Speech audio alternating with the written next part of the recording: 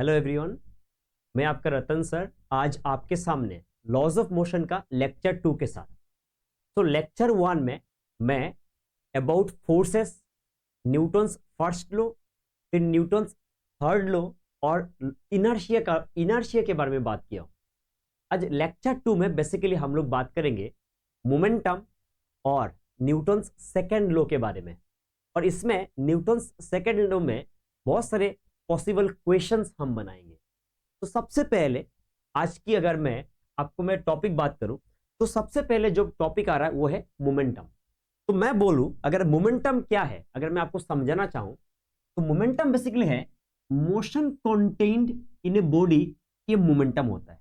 मैं आपको दो एग्जांपल देता हूं, मैं आपको एकदम बेसिक एग्जांपल से समझाऊंगा कि मान लीजिए कि एक ट्रक है जो रोड में चल रहा है और ये जो ट्रक है, इस ट्रक का मास है मान लीजिए 1000 kg, मैं ऐसे एज्यूम किया। और ये जो ट्रक है ये 10 मीटर पर सेकंड से चल रहा। एट द सेम टाइम अगर मैं और एक एग्जांपल लेता हूं कि मान लीजिए एक बुलेट है, ये बुलेट है और ये जो बुलेट है इसका मास है 10 ग्राम और ये बुलेट चल रहा है मान लीजिए 100 metre per second. Now the point is, अगर मैं इस ट्रक को मान लीजिए कि मैं यहां पे इस ट्रक को रोकना चाहता हूं, ऑल्दो इसकी रफ्तार 10 मीटर पर सेकंड है, फिर भी इसको रोकना बहुत टफ होगा बिकॉज इसकी क्या ज्यादा है, मास ज्यादा है। और इसमें इस बुलेट का मास कम है लेकिन इसका रफ्तार ज्यादा है, तो इसको भी रोकना टफ होगा। इसका मतलब motion content in a body दो फैक्टर पे डिपेंड कर रहा है, एक उस बॉडी का मास और दूसरा उस बॉडी का वेलोसिटी। तो मैंने क्या बोला, इन दोनों टर्म को मतलब अगर मैं एक जगह में ला दूं तो उसी जो मोशन कंटेन है एक बॉडी का, उसी को हम क्या डिफाइन करते, मोमेंटम। मैं एकदम बेसिक लेवल पे बात कर रहा हूं। यानी मोमेंटम एक वेक्टर क्वांटिटी है और इस वेक्टर क्वांटिटी को अगर आप मिलेगा तो वो मिलेगा mass into velocity. That means अगर मास ज्यादा हो रहा है तब भी मोशन कंटेन बॉडी का ज्यादा हो रहा है, ये ट्रक का एग्जांपल दिया। और अगर कभी रफ्तार ज्यादा हो रहा है तो मोशन कंटेन बॉडी का ज्यादा हो रहा है, मैंने बुलेट का एग्जांपल दिया। तो इतना आप समझिए कि जो motion contain in a body है उसी को हम मोमेंटम कहते हैं। फाइन सर, आई होप आपको समझ में आया होगा। एकदम धीरे धीरे बात करते हैं फिर हम आगे मूव कर रहे हैं। नो द पॉइंट इज, इसमें आया कि सर न्यूटन सेकंड लॉ क्या बोल रहा है। न्यूटन सेकंड लॉ आपका बोल रहा है कि जो फोर्स है ना, जो आप अप्लाइड फोर्स लगाते हो ना, it's proportional to rate of change of momentum. I repeat, rate of change of momentum. तो आप बोलेंगे सर इसमें ये ऐसा क्या हो रहा है। देखिए अगर आप समझिए, अगर एक मान लीजिए कहीं पे मैं कॉटन रखता हूं और मान लीजिए एक वॉल है ना, अगर मैं कॉटन को किक करता हूं और वॉल को किक करता हूं तो देखोगे आपके चोट कहां ज्यादा पहुंच रहा है, देखोगे वॉल में। बिकॉज कॉटन में जब आप किक करेंगे तो आपको टाइम मिलेगा और जब आप वॉल में किक करेंगे तो आपको टाइम नहीं मिलेगा, है ना, क्योंकि वॉल क्या हार्ड है। अब जैसे टाइम ज्यादा हो रहा है तो फोर्स घट रहा है क्योंकि कॉटन में आपको टाइम मिल रहा है, राइट। इसलिए मैंने देखा ये टाइम के साथ, है ना, इनवर्स है। इतना समझो। अब जैसे dp/dt दिया तो इसमें हम क्या लिख सकते हैं, सर F इक्वल टू क्या हो रहा है, मैंने लिख दिया dp/dt, क्योंकि लकीली यहां देखा गया जो प्रोपोर्शनलिटी कांस्टेंट है उसका वैल्यू 1 होता है। फाइन। अब सर अगर मैं लिखा F इक्वल टू dp/dt, ये तो आपका न्यूटन सेकंड लॉ है, इस बात को समझिएगा। अब जैसे F इक्वल टू मैंने dp/dt लिखा तो यहां मैं लिखा F इक्वल टू ddt और यहां पे लिख दिया mv। समझिएगा आप, जैसे मैंने एफ वी लिखा तो मैंने डिफरेंशिएशन का रूल लगाया, उसको बोलते हैं हम प्रोडक्ट रूल, क्योंकि दो फंक्शन है। तो मैंने बोला सर m, फिर मैंने बोला dv/dt और फिर प्लस लिखा, मैंने लिखा v और इसमें मैंने लिखा dm/dt। और मैं बोला ये आपका न्यूटन्स का सेकंड लॉ है। लेकिन इसमें मैं एक बात नोट डाउन कर रहा हूं। सर क्या बात हम नोट डाउन कर रहे हैं, इसमें हम बोले इफ मास इज कांस्टेंट। देखिए मैं आपको दो टाइप के क्वेश्चन करवाऊंगा, मैं आपको पहले से बता रहा हूं। एक टाइप हम लोग सोल्व करेंगे मेरे दोस्त, कैसे सोल्व करेंगे कि हम आगे जाकर सोल्व करेंगे रॉकेट प्रोपल्शन प्रॉब्लम, है ना, वो नेक्स्ट लेक्चर में सोल्व करेंगे। आज के सवालों में हम ऐसे देखेंगे कि ये ब्लॉक है ना, या पुली में ब्लॉक लगा हुआ है ना, रस्सी के सहारे, इन सारी चीजों का हम एक्सेलरेशन निकालेंगे। तो एक ब्लॉक वगैरह का अगर हम देखेंगे तो इस ब्लॉक का क्या कांस्टेंट होता है, मास। अच्छा, जैसे ही मास कांस्टेंट होगा तो हमें यह बात पता है सर कि जब भी मास कांस्टेंट है दैट मींस सर जब भी कोई भी एक कांस्टेंट क्वांटिटी का अगर हम डिफरेंशिएशन करेंगे तो उसका वैल्यू जीरो आता है। इसका मतलब सर dm/dt जो है ना ये जीरो आएगा। कब? सब जब सर मास कांस्टेंट होगा। यानी अगर मास कांस्टेंट तो I can write F equal to m dv/dt, और दूसरा टर्म मैं लिखूंगा नहीं क्योंकि मास कांस्टेंट तो ये डिफरेंशिएशन इसका जीरो होगा। dv/dt होता है हमारा एक्सीलरेशन, तो मैंने लिख दिया sir F equal to ma, that is force equal to mass into acceleration. तो कुछ बच्चों से मैं बात करता हूं, अगर उनसे आप पूछेंगे तो उनको बोलेंगे ना न्यूटन सेकंड लॉ बताइए, तो वो बोलेंगे आपको F इक्वल टू ma। मेरे दोस्त F equal to ma Newton second law हमेशा है नहीं। Newton second law is basically F equal to dp/dt, क्योंकि प्रोपोर्शनलिटी कांस्टेंट यहाँ 1 होता है। और F equal to ma Newton second law तब ही होगा जब उस बॉडी का मास कांस्टेंट है। फाइन सर, इतना समझ में आया, ठीक है। और जब मान लीजिए मास कांस्टेंट नहीं है, जैसे रॉकेट प्रोपल्शन प्रॉब्लम में है ना, वो न्यूटन थर्ड लॉ को फॉलो करता है। कैसे फॉलो करता है मैं आपको बताता हूं। मान लीजिए हम लोग स्विमिंग करते हैं, हम जब भी स्विमिंग करते हैं हम क्या करते हैं, पानी में हम ना हाथ से पानी को क्या करते हैं, पीछे पीछे ठेलते हैं ना। जैसे मान लीजिए मैं स्विमिंग कर रहा हूं, जैसे पीछे पीछे किया तो पानी को मैंने कैसे लगाया, एक्शन पीछे लगाया, तो पानी मेरे बॉडी में क्या लगाएगा सर, रिएक्शन लगाएगा आगे। लास्ट लेक्चर में समझाया हूं, देखिएगा अच्छे से। फिर से लो, तो मैं एक्शन पीछे लगाया, वो मेरे को रिएक्शन आगे लगाया, तो मैं किधर जा रहा हूं, आगे। पानी किधर जा रहा है, पीछे। सिमिलरली जब एक रॉकेट है ना, रॉकेट जब ऊपर जा रहा है तो वो क्या कर रहा है, अपना ना फ्यूल बर्न कर रहा है, और फ्यूल dm/dt मतलब फ्यूल का रेट ऑफ चेंज मैं आगे जाके पढ़ाऊंगा, वो क्या कर रहा है, नीचे जा रहा है। तो फ्यूल बर्न होकर नीचे जा रहा है, तो रॉकेट किधर जा रहा है, ऊपर, बिकॉज उसमें एक्शन हो रहा है, तो रॉकेट में रिएक्शन लग रहा है। ये बात करेंगे। लेकिन उसमें क्या हो रहा है सर, उसमें मास कांस्टेंट नहीं हो रहा है, बिकॉज बर्न हो रहा है। और ब्लॉक की क्वेश्चंस में मास क्या है, कांस्टेंट है, और जहां भी आपकी मास कांस्टेंट है तो हम क्या लगाएंगे, F इक्वल टू ma, यानी न्यूटन सेकंड लॉ हमेशा F इक्वल टू ma नहीं है। इसी बात को मैं बार बार बोल रहा हूं, ये तब ही होगा जब मास क्या है, कांस्टेंट है। फाइन सर, इतना हमें समझ में आया, आप आगे बात कीजिए। देखिए, तो द पॉइंट इज कि आप F equal to ma based पे सवाल सोल्व करते हैं कुछ, है ना। बहुत इजी क्वेश्चंस होंगे, आप इसका टेंशन मत लीजिए, बहुत इजीली हो जाएगा। फाइन सर, क्या बोला, find acceleration of the system and tension in the string में हर एक टाइप का क्वेश्चंस कराऊंगा, आप लगे रहिए, अच्छे से देखिए, आपकी कॉन्सेप्ट क्लियर हो जाए। सर इसमें अगर हम देखेंगे, जब तक आपने लास्ट लेक्चर में मेंशन किया था, जब तक कुछ नहीं बोला गया दैट मींस हम मानेंगे पुली आपका जो है ना वो मासलेस है। फाइन। और जब भी एक रोप होगा तो रोप की हर एक पॉइंट में टेंशन सेम रहेगा सर, जब तक उस रोप के बीच में मास ना आए। फाइन सर, अगर यहाँ पे इसकी एफबीडी देखेंगे तो आपसे हमारा बात हुआ था पहले सर, आप आराम से हमारे साथ बात कर सकते हैं कि सर अगर मान लीजिए मैं इसका एफबीडी देखूंगा तो इसके नीचे लग रहा है 2mg, इसका ऊपर लग रहा है टेंशन टी। सिमिलरली सर इसका ऊपर में टेंशन टी लग रहा है और इसका नीचे लग रहा है mg। देखिए सबसे पहले बात मैं आपको बोलता हूं, आपको यहां पे क्या बोला, एक्सीलरेशन निकालने बोला। कब? मान लीजिए ट्वाइस एम और एम को मैंने ऐसे रखा, सडनली मैं छोड़ दिया तो ट्वाइस एम नीचे जाएगा, एम ऊपर जाएगा, है ना। क्यों? क्योंकि सर ट्वाइस एम और एम एक रस्सी के साथ कनेक्टेड है, और ट्वाइस एम हैवियर मास है और एम क्या है, लाइट मास है। लेकिन मैं आगे जाकर आपको बताऊंगा कि जैसे मैंने एज्यूम किया कि ट्वाइस एम नीचे जा रहा है और एम ऊपर जा रहा है, मैं आपको क्लियरिटी कर रहा हूं, आप समझिएगा कि सर बोल क्या रहे हैं। जो मैंने एज्यूम किया कि ट्वाइस एम नीचे जा रहा है, मैं एकदम बेसिक से बात कर रहा हूं, आप बेसिक से जाइए, आपको मैं लास्ट में शॉर्टकट भी बता दूंगा। अगर ट्वाइस एम नीचे जा रहा है और एम ऊपर जा रहा है, इसका मतलब ये एज्यूम्शन मेरा करेक्ट हो, ये जरूरी नहीं है। यहां तो हालांकि बहुत सिंपल दिख रहा है कि हैवियर नीचे जाएगा, लाइटर ऊपर जाएगा, धीरे धीरे क्वेश्चंस के लेवल हाई होगा, कभी कभी इंक्लाइन प्लेन में आएगा, हमें पता भी नहीं चलेगा कि कौन डाउन जा रहा है। इसलिए मैं आपको बताया कि हम एज्यूम किए कि ये नीचे जा रहा है। एज्यूम्शन अगर करेक्ट आएगा तो एक्सीलरेशन का वैल्यू पॉजिटिव आएगा, अगर हमारे एजम्पशन रॉन्ग आएगा तो एक्सीलरेशन वैल्यू नेगेटिव आएगा। मैं दिखाऊंगा रॉन्ग एजम्पशन करके भी कि कितने आंसर आ रहे हैं। फाइन। अब जैसे सर यहां तक आपने बता दिया, हमें भी ये बात समझ में आया, आप आराम से ना एकदम पोलाइट लीजिए नॉर्मली। सर हम क्या पढ़े हैं, हम पढ़े हैं कि F इक्वल टू ma, ये वाला ब्लॉक का अगर हम फोर्स देखेंगे तो इस ब्लॉक का नीचे क्या लग रहा है सर, नीचे लग रहा है 2mg। इस ब्लॉक का ऊपर क्या लग रहा है सर, T।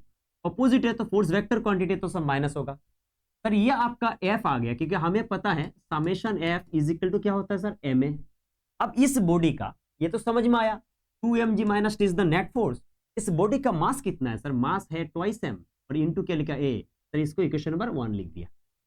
सर ये वाला बॉडी का अगर इक्वेशंस देखेंगे तो इसका भी तो हम लिख सकते हैं summation F equal to ma।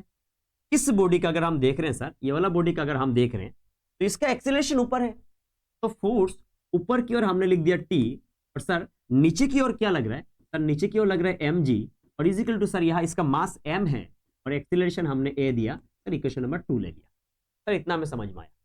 Sir यहाँ दो इक्वेशन है और दो वेरिएबल है ना सर, एक तो एक्सेलरेशन है और दूसरा सर टेंशन है। इसका मतलब अगर हम दो इक्वेशन है और दो वेरिएबल है तो हमारे लिए बहुत ईजी होता है सर, ये बहुत ईजी है। सर हम क्या करेंगे 1+2 कर देंगे और इजीली हो जाएगा। जैसे ही सर हम 1+2 करेंगे तो यहाँ टी और यहाँ माइनस टी कैंसिल हो जाएगा, यहाँ 2mg और यहाँ mg, तो सर यहाँ आ जाएगा आपका 2mg माइनस mg आ जाएगा mg, और यहाँ है सर ट्वाइस m और यहाँ है सर ma, तो I can write this as sir thrice ma, और सर m और m कैंसिल होगा तो एक्सेलरेशन का जो वैल्यू है ना वो आ जाएगा सर g/3। तो हमारा एक्सेलरेशन का वैल्यू आ गया। और मैंने आपको बताया था कि एक्सेलरेशन प्लस भी आ सकते हैं और माइनस भी आ सकते हैं। कभी अगर माइनस आया मतलब आप समझ जाना कि हमारे जो एज्यूम्ड डायरेक्शन है ना वो रॉन्ग है। सर फिलहाल ये एज्यूम डायरेक्शन हमारा करेक्ट है, इसलिए प्लस आया, फाइन, क्योंकि हमें पता है हेवियर मास नीचे जाएगा, हमने वही एज्यूम किया था। ठीक है सर। ना तो क्वेश्चन कम्स, एक्सीलरेशन अगर आ गया और आपको अगर सर टेंशन निकलना है तो इक्वेशन 2 या 1 में हम एक्सीलरेशन का वैल्यू पुट कर देते हैं। हमने इक्वेशन 2 में पुट किया तो टी इक्वल टू कुछ होगा सर mg प्लस क्या हो जाएगा सर ma हो जाएगा, और a का वैल्यू कितना है सर g/3। अगर हम एलसीएम यहाँ 3 लेंगे सर 3mg प्लस mg हमारा वैल्यू आ जाएगा 4mg/3। ये मैंने आपको समझाया और आपको ये समझ में आया होगा। और हम F इक्वल टू ma क्यों लगा रहे हैं, बिकॉज यहाँ पे जो ब्लॉक्स है ना उसके मास कांस्टेंट है, मास में कोई चेंज आ नहीं रहा, और न्यूटन्स सेकंड लॉ का F इक्वल टू ma तब ही यूज होता है जब क्या कांस्टेंट है, मास कांस्टेंट है। सर इतना समझ में आया, आप आगे बात कीजिए। ठीक है, तो द क्वेश्चन इज, देखिए वहां मैं लिख के रखा हूं ऑलरेडी स्लाइड में, क्या लिखा हुआ हूं कि मैं लिखा अगर मैं एक्सीलरेशन का डायरेक्शन को रॉन्ग एज्यूम किया तो क्या होगा। फाइन, चलिए जैसे ही रॉन्ग एज्यूम किया तो क्या होगा बोला गया, तो हम देखते हैं ना कि क्या हो रहा है। देखिए ये हेवियर मास है तो जाहिर सी बात है ये नीचे जाएगा, लेकिन आपके सर ने एज्यूम किया ये ऊपर जा रहा है और ये वाला मास नीचे जा रहा है। हालांकि इट्स इम्पॉसिबल, ये बहुत सिंपल डायग्राम है और हमें दिख रहा है कि सर जो हेवियर मास है वो नीचे जाएगा, लेकिन हमने एज्यूम रॉन्ग किया। रॉन्ग अगर एज्यूम आज करेंगे क्लास में तभी तो एग्जाम में जाके कोई टेंशन नहीं होगा, है ना। जितना गलतियां हैं अभी करके देख लेता हूं। सर इसका अगर एफबीडी देखेंगे तो नीचे 2mg लग रहा है, ये आप लास्ट लेक्चर में समझाए थे, तो हमें इसमें बहुत ज्यादा मतलब कंफर्टेबल है हम एफबीडी बनाने में। सर इसका नीचे अगर mg आएगा तो इसका ऊपर में टेंशन आएगा। सर यहाँ और यहाँ टेंशन सेम है बिकॉज हम एज्यूम कर रहे हैं पुली मासलेस है। फाइन, मजा आ रहा है। नाउ द पॉइंट इज हमने एज्यूम तो कर लिया, अब हम क्या लगा रहे हैं, वही हम लगा रहे हैं summation F equal to ma दोनों ब्लॉक में। पहले इस ब्लॉक में लगाते हैं। सर एक्सीलरेशन ऊपर है तो I can write t minus 2mg is equal to twice ma। Sir ये हमें समझ में आता है, अभी बहुत ईजी है सर। ठीक है, आप है तो टेंशन नहीं है। इसका एक्सीलरेशन किधर है, नीचे, तो यहां हम क्या लिखेंगे, इसके लिए लिखेंगे सर आप लिखिए mg minus T is equal to लिख दीजिए ma। सर ये इक्वेशन नंबर 2 आ गया। अब सर अगर दो इक्वेशन दो वेरिएबल, फिर से वही कहानी सर, क्या कहानी, आप 1+2 कर दीजिए, और जैसे ही आपने 1+2 कर दिया तो हमने देखा यहाँ t माइनस टी कैंसिल, यहाँ mg माइनस 2mg ऐड करने से आपका आ जाएगा माइनस mg, यहाँ ma और ट्वाइस ma आ जाएगा आपका थ्राइस ma, और m कैंसिल हो जाएगा तो a का वैल्यू आ जाएगा माइनस g/3। देखिए मेरे दोस्त लास्ट स्लाइड में याद कीजिए हमारा जो आंसर था वो कितना था, g/3। सही में ही तो क्वेश्चन है। हाँ सर, तो आंसर फिर से g/3 आया, सामने क्या आया माइनस। तो माइनस क्या शो कर रहा है, मैं अभी से आपको बता रहा हूं कि हमें हमेशा एक्सीलरेशन का जो डायरेक्शन है ना वो पता हो, ये जरूरी नहीं है। अगर पता हो जाए, है ना, अगर पता हो जाए तो कोई टेंशन है ही नहीं। अगर बाई चांस मान ली कि हमें एज्यूम करना पड़े तो हम हमेशा करेक्ट एज्यूम करेंगे, ये जरूरी नहीं है।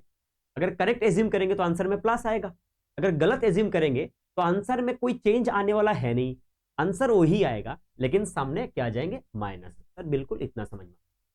अब ये तो था एक नॉर्मल ऑर्डिनरी मेथड कि summation F equal to ma लगा के हमने एक्सीलरेशन निकाला, तो हम उससे हम टेंशन भी निकाल सकते हैं। जैसे एक्सीलरेशन का वैल्यू ये आया, किसी इक्वेशन में पुट करेंगे तो टेंशन भी आ जाएगा। फाइन सर, मजा आ गया।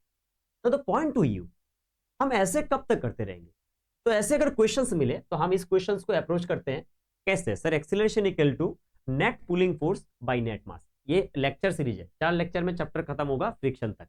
इसके बाद एक शॉर्ट मतलब आपके जो ना 1 शॉट आएगा, 2 घंटे का पूरा चैप्टर कवर हो जाएगा। ध्यान से लगे रहिए मेरे साथ, प्रॉमिस किया हूँ, ठीक है ना। तो मैं आपके साथ हमेशा हूँ, चाहे किसी भी कंडीशन में मैं आपके साथ हूँ। नाउ द क्वेश्चन इज, देखिए अभी भी मैं आपसे सिंपैथी नहीं ले रहा हूँ, रात को है ना कितना ऑलमोस्ट 12:30 होगा, मैं वीडियोस बना रहा हूँ, मुझे बहुत अच्छा लग रहा है, मैं एंजॉइंग इट, है ना। चलिए fine. Now the thing is, क्या बोला, एक्सीलरेशन अगर निकलना है तो it is nothing but the net pulling force by net mass, fine, ठीक है, क्योंकि एफ इक्वल टू एम है, और एफ इक्वल टू एम है, अगर हमें ए निकालना है तो ए क्या होगा सर, फोर्स बाय मास होगा, फाइन। अब कैसे हो रहा है देखिए, जैसे ये वाला डायग्राम की बात करते हैं, अगर हम इसी वाला पुली की बात करते हैं तो ये हमारा पुली था, ध्यान से देखिएगा आप, ये वाला जो पुली था, इस पुली में ये मास हमने क्या लिया था, हमने लिया था ट्वाइस एम, और ये वाला मास हमने लिया था एम। इस पुली का नीचे इस मास का लग रहा है 2 mg, और ये वाला मास क्या लग रहा है mg। अगर हम पुलिंग फोर्स की बात करें, है ना, किसकी बात करें, पुलिंग फोर्स, तो ये नीचे 2 mg लगा रहा है और इसमें क्या लग रहा है mg। तो अगर हमें पुलिंग फोर्स की बात करना है तो हम बोल सकते हैं 2 mg माइनस mg, क्योंकि ये अगर नीचे जा रहा है तो इसको सपोर्ट नहीं कर रहा है, ये अपोज कर रहा है, राइट। तो हमने क्या लगाया, माइनस। और नेट मास क्या होगा sir, twice M plus M हो जाएगा, 2 mg माइनस mg कुछ होगा ये mg, और सर यहाँ हो जाएगा थ्राइस एम, ये कैंसिल, तो आंसर कितना आ गया, g/3। सर पहले जो हम दो इक्वेशन निकाल के फिर हम उनका एडिशन करके एक्सेलरेशन निकालते थे, अब वो चीज बहुत सिंपल हो जा रहा है। कैसे हो जा रहा है कि net pulling force by net mass कर रहे हैं और हमारा आंसर आ जा रहा है। सर फाइन, ठीक है, समझ में आया, आई होप यहाँ तक आपको समझ में आया क्या क्या बताया, ठीक है। चलिए आगे बात करते हैं, यानी आगे से जब भी क्वेश्चन सोल्व करेंगे आप देखोगे कि आपके सर एक्सीलरेशन जब भी आया तो सर हमेशा क्या कर रहा है, net pulling force by net mass, और सोल्व हो जा रहा है, ठीक है। आगे स्प्रिंग फोर्स का भी कहानी आएगा, स्यूडो फोर्स का भी कहानी आएगा। स्प्रिंग फोर्स हालांकि नेक्स्ट लेक्चर में आएगा, इसके नेक्स्ट लेक्चर में फ्रिक्शन आएगा, आप लगे रहिए। और आपको अगर ये सारी चीज और अच्छे से समझना है तो आप लेक्चर 1 को भी जरूर रेफर कीजिए अच्छे से, ठीक है। चलिए फाइन, 4 लेक्चर में पूरा फ्रिक्शन तक आ जाएगा, ठीक है। क्या बोला, ये नीट 2020 का सवाल है सर, ये कोई सवाल थोड़ी है, तो अभी करके रखे सर। दो बॉडीज है, एक का मास है 4 kg, एक का 6 kg, और वो मासलेस स्ट्रिंग है, बिल्कुल सर, स्ट्रिंग मासलेस है, तभी तो हर एक पॉइंट में टेंशन सेम है सर, ओके। और पुली जो है ना वो भी फ्रिक्शनलेस और मासलेस है, हम तो बता के रखे थे, जब तक मास मेंशन नहीं होगा तब तक मासलेस एज्यूम करेंगे, ठीक है। अच्छा, एक्सीलरेशन ऑफ द सिस्टम निकलना है, फाइन सर। अच्छा आप बताओ 6 kg और 4 kg में हैवियर कौन है, 6 kg, तो मतलब जाहिर सी बात है सर, ये नीचे जाएगा तो इसका सर 6g नीचे लगेगा, सर इसका नीचे क्या लगेगा 4g। सर हमें एक्सीलरेशन निकालना है तो हमें पता है sir net pulling force by net mass, net pulling force यहाँ क्या लग रहा है सर 6g, और माइनस क्या होगा 4g, क्यों सर, क्योंकि ये ऑपोजिट में लग रहा है। बाय नेट मास क्या होगा sir 6 + 4, sir 6g minus 4g को हम क्या लिखेंगे 2g, 6 + 4 को हम क्या लिखेंगे 10, तो I can write as this g/5। Sir ऐसे ऑप्शन है, बिल्कुल ऑप्शन है सर। आई होप आपको समझ में आया है ना, कि हमेशा अगर आप पुली के सवाल ऐसे मिल रहे हैं तो हम हमेशा क्या करेंगे sir, net pulling force by net mass करेंगे, सोल्व हो जाएगा, फाइन, ठीक। आगे बात, ठीक है, आप लगे रहिए, मजा आ जाएगा मेरे को, मैं बता रहा हूँ सर। इसमें 2 ब्लॉक नहीं है, ब्लॉक 3 है सर, कोई बात नहीं, होता है, हमसे हो जाएगा। अभी इतना हम सीख गए, थोड़ा स्मार्ट भी हो गए, बोले ना फेस से स्मार्ट ना दिखे, लेकिन हाँ स्मार्ट हो गया। ड्रेसअप और फेस से स्मार्ट होना जरूरी नहीं है ना, इसमें स्मार्ट हो जाइए, लाइफ बहुत आगे चला जाए, ठीक है। चलिए अब इसमें देखिए सारे जो ब्लॉक्स हैं वो सारे 2 kg के हैं, आप देख लीजिए, हाँ सर 2 kg के हैं। अच्छा टेंशन कहाँ निकलना है, बोला बी और सी, आप पढ़िए अच्छे से, मैं तो देख रहा हूं हो जा रहा है, ठीक है। क्या सर ए और बी सी है ना, ये बी और सी के बीच में जो टेंशन आएगा, यहाँ इस रूप में इतना टेंशन नहीं आएगा, क्योंकि आपको पता है ये बात, ये और इसमें टेंशन अलग आएगा, बिकॉज बीच में क्या आ गया मास, ठीक। अब देखिए अगर मैं इस दो को एक ब्लॉक मान लिया तो ये है 2 kg और ये भी 2 kg, तो इसका नीचे फोर्स लगेगा कुछ है या 4g, और इसके नीचे क्या लगेगा सर 2g। हमें पहले तो एक्सीलरेशन निकलना होगा, सर एक्सीलरेशन हम लिख देंगे 4g माइनस 2g बाई 4 + 2, क्योंकि नेट मास भी तो करना है। सर अगर नेट मास हम कर रहे हैं तो 4g माइनस 2g ये हो जाएगा सर 2g बाई 4 + 2 क्या हो जाएगा सर 4 + 2 हो जाएगा 6, इसका मतलब सर ये हो गया हमारा g/3। सर ये जो g/3 आया, समझिए कि सर बोल क्या रहे हैं ना? अब जो g/3 आया दैट इज एक्सीलरेशन, पर हमसे एक्सीलरेशन नहीं पूछा गया, है ना। हमसे पूछा गया कि बी और सी के बीच में टेंशन निकालना है। तो आपके पास 2 ऑप्शन है, आप मेरे बात को ध्यान से सुनिएगा, सर बोल क्या रहे हैं। अगर आपके सर ब्लॉक सी को लेंगे तो ब्लॉक सी के नीचे फोर्स लगेगा 2g और ऊपर में टेंशन लगेगा t, ये वाला t लगेगा, है ना sir. Now the point is, सुनिए, इसका एक्सीलरेशन नीचे लगेगा a, और a का वैल्यू आपके साथ ऑलरेडी कैलकुलेट करके रखे g/3 है। सर आपने ब्लॉक सी को क्यों चुना, सर अगर हम ब्लॉक बी को चुनते तो क्या होता, सुनिए, अब सुनिए, मजा आ जाएगा। ब्लॉक बी का एफबीडी अगर देखेंगे तो नीचे तो टेंशन टी लगेगा, क्योंकि नीचे क्या हो रहा है, वही रस्सी है और टेंशन सेम रस्सी में तो सेम लगेगा क्योंकि बीच में कोई मास है नहीं। और सर नीचे 2g लगेगा और ऊपर में टेंशन T1 लगेगा क्योंकि दूसरा रस्सी है और ये एक्सीलरेशन का वैल्यू है g/3। यानी ब्लॉक बी लेने से स्ट्रगल ये है कि टेंशन T जो निकलना था वो तो आएगा, at the same time equation में T1 भी आ जाएगा और फिर T1 कैलकुलेट करने के लिए ब्लॉक ए का भी एफबीडी बनाना होगा। तो बेस्ट हमेशा होता है ना ऐसे सवालों में, जब भी इस दो मास के बीच में टेंशन निकालने देगा, मेरे को सुनिए ना, सोल्व करना इंपॉर्टेंट नहीं, कितना इजीली करेंगे वो भी इंपॉर्टेंट है। तो आप हमेशा लोअर मास को लीजिए। जैसे लोअर मास लेंगे तो lower mass is connected to one string, यानी लोअर मास के इक्वेशन में एक ही टेंशन आएगा और जो टेंशन आपको निकलना है, अगर ये वाला मास आप लिख रहे हैं तो ये कनेक्टेड टू टू स्ट्रिंग, तो ये टू टेंशन आएगा और आपको दूसरा टेंशन दूसरे वाले ब्लॉक से निकलना होगा, तो आप खुद की जो कैलकुलेशन है ना खुद ही टाप बनाओगे। तो मैं आपको सजेस्ट करता हूं हमेशा लोअर ब्लॉक को लेना जरूरी है। इसलिए ब्लॉक बी का एफबीडी मैं बनाया, लेकिन ब्लॉक बी का हम यूज करेंगे नहीं, ठीक सर। अब देखिए एक्सीलरेशन नीचे है तो हमने वही बताया कि summation F equal to M है, तो नीचे की ओर फोर्स लग रहा है सर 2g, ऊपर की ओर फोर्स लग रहा है t और इज इक्वल टू हम लिख रहे हैं सर 2 इंटू एक्सीलरेशन, ये है सर g/3, कोई दिक्कत है नहीं सर, हम आपके साथ में हैं। अगर हमें यहां से टेंशन निकलना है sir I can right 2g minus 2g/3, sir यहां से अगर हम एलसीएम 3 लेंगे तो ये हो जाएगा 4g/3, फाइन सर। अब टेंशन 4g/3 है सर, g का वैल्यू ऑलमोस्ट मान लीजिए 10 मान लेते हैं, कैलकुलेशन ही तो करना है सर, ये हो जाएगा 40/3, सर 40/3 हमारे ऑप्शन में आसपास 13 आएगा, ठीक है सर, समझ में आया, ये बात समझ में आ गया होगा है ना कि एक्सीलरेशन तो आ गया और जब भी टेंशन निकलना होगा ऐसे दो ब्लॉक के बीच में तो ये वाला ब्लॉक को लेने से सोल्व तो होगा और दूसरे ब्लॉक को भी लेना होगा ताकि टेंशन निकलना हो, इसलिए हमेशा लोअर ब्लॉक को लीजिए, ठीक है सर, फाइन। आगे बात करें, जितना क्वेश्चंस करेंगे उतना बेहतर है, थोड़ा सा टाइम लगेगा लेकिन आप मेरे साथ लगे रहिए, हो सकता है आपको और प्रैक्टिस करने का जरूरत ना हो, इसी को लगे रहिए, हो जाएगा काम। अब देखिए क्या बोला, acceleration of mass in two cases, सीखते हैं सर। इसका अगर एफबीडी देखेंगे तो हमें पता है इसका नीचे लग रहा है 2mg और इसका एक्सीलरेशन लग रहा है mg, फोर्स लग रहा है नीचे। सर इसका अगर एक्सीलरेशन का हम बोलते a1 तो हमें पता है acceleration is net pulling force by net mass, fine sir.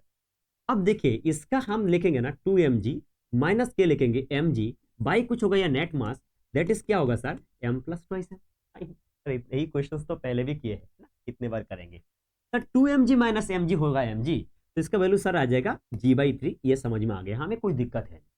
देखिए यहां दो ब्लॉक्स थे सर, यहां ब्लॉक्स नहीं है, एक में ब्लॉक है, फाइन सर, और दूसरे में ना वो एक फोर्स से खींचा जा रहा है और फोर्स का वैल्यू है 2mg सर। अच्छा सर, तो इसका अगर एक्सीलरेशन हम a2 लिखेंगे ना सर, तो इसका पुलिंग फोर्स देखते हैं, इसका नीचे तो mg लग रहा है तो इसका पुलिंग फोर्स क्या होगा सर, ये वाला हैवी वैल्यू है, मतलब 2mg माइनस mg, सर ये पुलिंग फोर्स तो आ गया, पर नेट मास जब करेंगे तो इस बार नेट मास आएगा m, क्योंकि दूसरे वाले में कोई मास है नहीं, है ना। कुछ बच्चों को लगता है मास, बिल्कुल नहीं है, ये तो फोर्स लग रहा है ना, 2mg इज नॉट मास, है फोर्स लग रहा है ना, इसलिए नेट मास अभी m आ रहा है। That means sir 2mg minus mg is I think mg by m करेंगे तो आंसर आएगा आपका g, ने इसका एक्सीलरेशन g आएगा, है ना, फाइन। अच्छा तो ऐसे ऑप्शन है कि नहीं, g/3 और g, ऑप्शन बी होगा, है ना। चलिए फाइन सर, समझ में आया हो, आई होप आपको समझ में आया, सारे में F = ma लगा रहे हो, net pulling force by net mass, एक ही तो कहानी चल रहा है, फाइन। चलिए थोड़ा और आगे बात करते हैं, ठीक है। अच्छा ये एस सी वर्मा का सवाल है, कोई बड़ी बात है नहीं, क्वेश्चंस को पढ़ते आपको समझ में आ जाएगा। क्या बोला, calculate the tension in the string shown in the figure. अच्छा पुली और ये सरफेस जो है ना स्मूथ है, मतलब फ्रिक्शन लास्ट लेक्चर में आएगा, अभी तो सरफेस स्मूथ माना जा रहा है, मतलब फ्रिक्शन यहाँ एब्सेंट है नहीं है।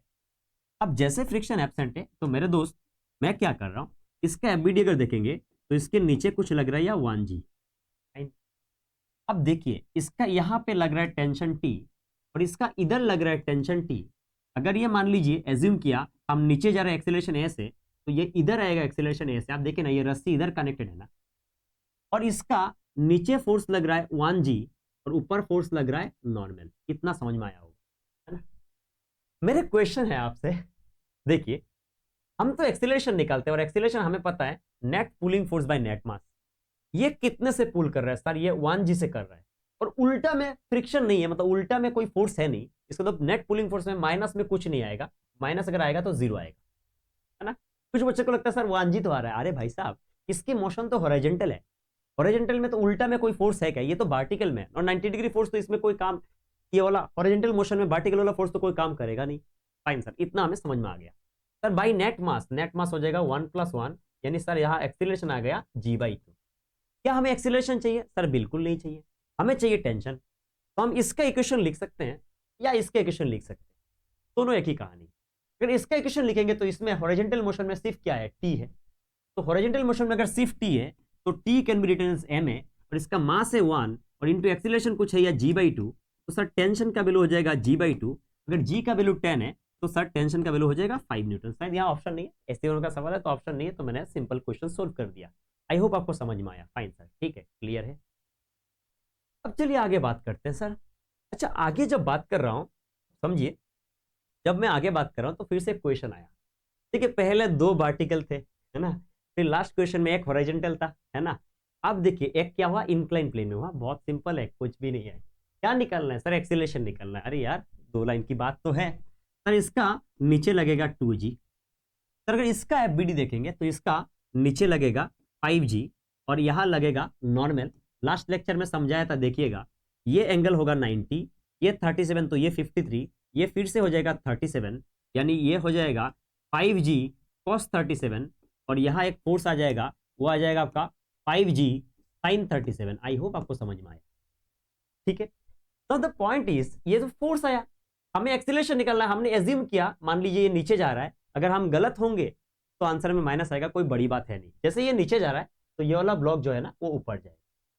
यानी अगर हम नेट पुलिंग फोर्स की बात करें तो नेट पुलिंग फोर्स अगर इसका हम मान ले 2g माइनस, या अपोज तो ये कर रहा है, तो सर ये हो जाएगा 5g sin 37, और बाई नेट मास, नेट मास आ जाएगा सर 2 + 5। ठीक है, okay sir.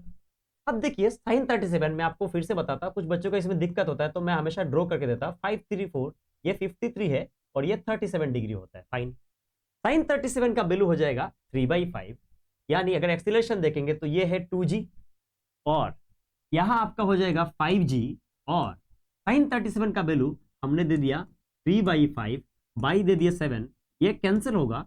2g minus 3g जो होता है ना वो हो जाएगा -g/7। Now the question is minus क्यों आया? माइनस इसलिए आया क्योंकि हमने 2g को सोचा नीचे जा रहा है, और 2g नीचे जाएगा नहीं, 2g ऊपर जाएगा और 5g इंक्लाइन में नीचे जाएंगे, इसलिए आंसर में माइनस आएगा, पर आंसर g/7 ही होगा। मैं इसलिए उल्टा डायरेक्शन लिया ताकि आपको समझ में आए कि एज्यूम हमेशा करेक्ट डायरेक्शन करना जरूरी नहीं है। अगर गलत होगा कोई बड़ी बात है नहीं, आंसर के सामने खाली क्या लगा दो, माइनस, मतलब वो उल्टा डायरेक्शन है, आंसर मैग्नीट्यूड में कोई चेंज आने वाला है नहीं। फाइन, तो नेक्स्ट क्वेश्चन। अच्छा, तो नेक्स्ट क्वेश्चन में क्या हुआ? नेक्स्ट क्वेश्चन में दोनों इंक्लाइन में है। फाइन, अब देखिए अभी सिखाया आपको, तो यहाँ क्या आ जाएगा सर? यहाँ आ जाएगा 1g sin 53, अभी समझाया यार, और यहाँ आ जाएगा सर 1g sin 37, अभी अभी समझाया, बीडी फिर से ड्रॉ कर नहीं रहा हूं सर। यहाँ देखिए 1g, फिर से वही ड्रॉ कर रहा हूं आपके लिए, 534, ये वाला 37 आएगा और ये 53 आएगा, है ना। साइन 53 मतलब क्या आएगा सर? 4/5 आएगा। इसका तो आपका आंसर जो आएगा ना ये आ जाएगा 4g/5। और यहाँ जो है ना सर साइन 37 है, साइन 37 मतलब ये क्या है, 1g था ना, और साइन 37 देखिए ना, 37 मतलब क्या होगा सर? 3/5, यानी इसका वैल्यू आ जाएगा सर 3g/5। यानी अगर हमें एक्सीलरेशन निकालना होगा सर, तो एक्सीलरेशन जब भी निकालना होगा तो हमें पता है net pulling force by net mass, और सर नेट पुलिंग फोर्स जो है ना, नेट पुलिंग फोर्स इसका है 4g/5 और इसका है 3g/5, ये हैवी है तो हमने लिख दिया 4g/5 सर माइनस 3g/5 कीजिए, कोई दिक्कत नहीं, बाई नेट मास हो जाएगा sir 1 + 1 that is 2। Okay sir, अब 4g/5 minus 3g/5 is nothing but I think it's g/5, और नीचे हो जाएगा आपका क्या है, 1 + 1 is 10 है ना 2, तो आंसर हो जाएगा g/10। आई होप आपको समझ में आए। अब पूछेंगे सर यहाँ प्लस आ रहा है तो पहले माइनस क्यों नहीं है? बिकॉज मैंने इसको प्रायोरिटी दिया, एक्सीलरेशन ए है, और मैं सोचा ये ऊपर जा रहा है एक्सीलरेशन ए के साथ, जैसे इसको प्रायोरिटी दिया, इसका हैवी वैल्यू है तो आंसर में प्लस आया। अगर इसको प्रायोरिटी नहीं देते, इसको ऊपर मानते, इसको नीचे मानते, तो आंसर वही आता, सामने क्या था, माइनस आ जाता। सर नेक्स्ट क्वेश्चन की बात करते हैं। ठीक है, क्वेश्चन ही तो करना है, कौन सी बड़ी बात है ना, वही F = ma चल रहा है, कितना क्वेश्चन कर लेंगे ना कि ये हमारे हाथ में सेट हो जाएगा। बोला calculate contact force between A and B. अच्छा, तो यहाँ ब्लॉक कितने हैं पहले वो देखते हैं। सर यहाँ आप अगर बात करेंगे तो ब्लॉक है 3, और अगर 3 ब्लॉक का अगर देखेंगे तो फोर्स लग रहा है 14 न्यूटन। आई होप आपको दिख रहा है। तो ये 3 ब्लॉक यहाँ एक्सीलरेशन ए से जाएगा, और अगर मुझे एक्सीलरेशन ए निकालना है तो net force by net mass, और नेट फोर्स जो है ना, नेट फोर्स जो है ना, हमें पता है नेट फोर्स इस ब्लॉक में सिर्फ 14 लग रहा है, बिकॉज उल्टा में कोई फोर्स है नहीं। और नेट मास यहाँ है 4 + 2 + 1 दैट इज 7, यानी एक्सीलरेशन आ गया 2 मीटर पर सेकंड स्क्वायर, यानी हर एक ब्लॉक का acceleration 2 metre per second square है। पर आपसे एक्सीलरेशन नहीं पूछा, आपसे पूछा ए और बी के बीच में आपको क्या चाहिए, मतलब कॉन्टैक्ट फोर्स चाहिए। आप देखिए, आपको पता है, हमको लास्ट लेक्चर में हम एफबीडी समझाए थे, इनके बीच में कॉन्टैक्ट है तो ये इसको नॉर्मल फोर्स लगाएगा, ये भी इसको नॉर्मल फोर्स लगाएगा। अब अगर इसको नॉर्मल फोर्स लगाएगा, अगर हम 4 kg का एफबीडी बनाएंगे, है ना, हम किसके एफबीडी बना रहे हैं, 4 kg, तो 4 kg में इधर फोर्स लग रहा है 14 न्यूटन, और ये वाला फोर्स लग रहा है नॉर्मल, और एक्सीलरेशन इधर ए है, और ए का वैल्यू हमने निकल के रखा sir 2 metre per second square. Fine. ना द क्वेश्चन इज सर, जैसे ये आ गया, हमें अगर मान लीजिए नॉर्मल निकलना है तो हमें पता है sir summation of equal to M है, तो एक्सीलरेशन इधर है तो फोर्स क्या होगा 14, उल्टा में कौन है सर नॉर्मल, और ये कुछ होगा या मास इनटू एक्सीलरेशन, सर नॉर्मल का वैल्यू हो जाएगा 14 - 8, 14 - 8 आई होप इट्स 6 होगा, है ना। हाँ, 14 - 8 इस क्या होगा 6 न्यूटन है क्या, बिल्कुल है। आई होप आपको समझ में आ गया ना सर, इतना कोई प्रॉब्लम है नहीं, आप क्लियरिटी दे दिए, समझ में आ गया। अब देखिए, मैंने नॉर्मल इनके बीच में निकाला तो ब्लॉक ए को लिया, ब्लॉक बी को अगर सिस्टम मानते तब भी आंसर आता, पर फिर यहाँ एक आता ना, ये इसको N1 लगाता, ये इसको N1 लगाता, फिर वो आ जाता ना, है ना, तो फिर से कैलकुलेशन करना पड़ता है N1 के लिए ब्लॉक सी को लेके, इसलिए मैंने इसको लिया, वो बेटर है। नेक्स्ट क्वेश्चन आ गया। नेक्स्ट क्वेश्चन क्या आया, देखिए मैं क्वेश्चंस कितना करा रहा हूँ ना, ताकि आपके हाथ सेट हो जाए, फिर देखोगे ना ये फ्रिक्शन एनालिसिस में आप नीट लेवल पे कोई भी सवाल आपसे हो रहा है। क्या बोला, in the 2 cases the ratio of contact force between 2 blocks is, अच्छा कॉन्टैक्ट फोर्स निकालना है, तो फिर वही कहानी सर, इसका अगर एक्सीलरेशन देखेंगे तो इसका ये पूरा सिस्टम का एक्सीलरेशन इधर आएगा, तो सर एक्सीलरेशन अगर देखेंगे तो F इक्वल टू हम लिख देंगे, सॉरी A इक्वल टू लिख देंगे F/3 m। सर ये वाला का एक्सीलरेशन, ये पूरा सिस्टम का एक्सीलरेशन इधर जाएगा, अगर इसका एक्सीलरेशन देखेंगे सर ये भी होगा F/3 m। Sir acceleration same है, बट द थिंग इज इसका एक्सीलरेशन लेफ्ट है और इसका एक्सीलरेशन राइट है। जैसे नॉर्मल चाहिए, है ना, आप जो बात कर रहे हैं कि सर आप हमें ये इसको कुछ देगा या नॉर्मल, तो ये भी इसको क्या देगा नॉर्मल, वो एफबीडी लास्ट लेक्चर में मैं आपको समझाया हूं, तो ये इसको अगर नॉर्मल फोर्स देगा तो ये भी इसको क्या देगा नॉर्मल। ठीक है, आपको क्या चाहिए ना, रेशियो ऑफ कॉन्टैक्ट फोर्स, यानी नॉर्मल का रेशियो चाहिए।